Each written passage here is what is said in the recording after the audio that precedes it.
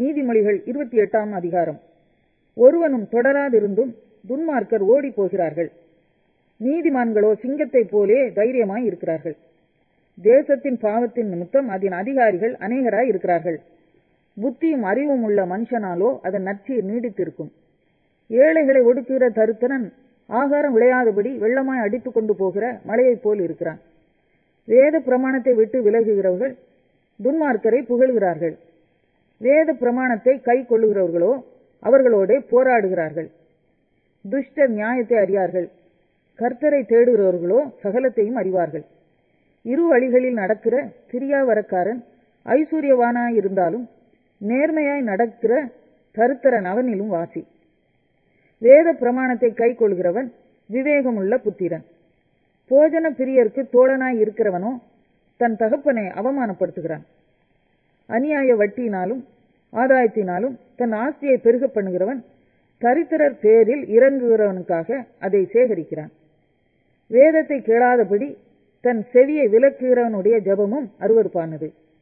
உத்தமர்களை மோசப்படுத்தி பொல்லாத வழியிலே நடத்துகிறவன் தான் வெட்டின குழியில் தானே விழுவான்.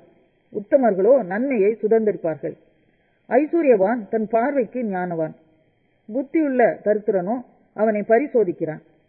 நீதிமான்கள் களி கூறும் போது மகா கொண்டாட்டம் உண்டாகும். துன்மார்க்கர் எழும்பும் போதோ மனுஷர் மறைந்து கொள்கிறார்கள். தன் பாவங்களை மறைக்கிறவன் வாழ்வடைய மாட்டான். அவைகளை அறிக்கை செய்து விட்டு விடுகிறவனோ இரக்கம் பெறுவான். எப்பொழுதும் பயந்திருக்கிறவன் பாக்கியவான். தன் இருதயத்தை கடினப்படுத்துகிறவனோ தீங்கில் விழுவான்.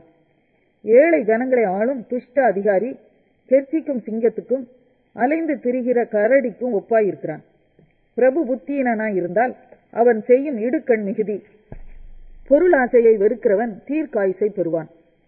இரத்த பழிக்காக ஒடுக்கப்பட்டவன் குழியில் ஒழிக்க ஓடி வந்தால் அவனை ஆதரிக்க வேண்டாம். உத்தமனாய் நடக்கிறவன் ரட்சிக்கப்படுவான்.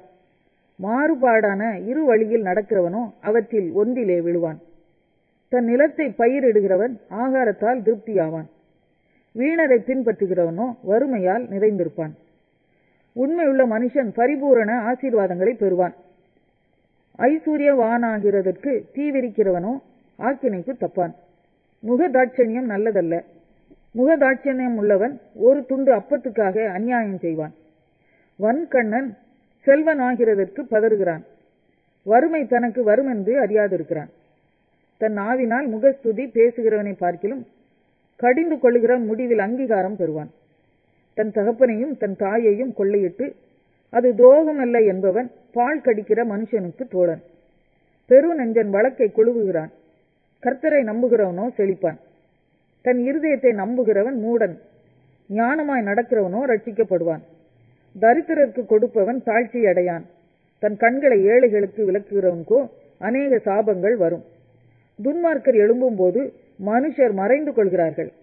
அவர்கள் அழியும் போதோ நீதிமான்கள் பெருகுகிறார்கள்.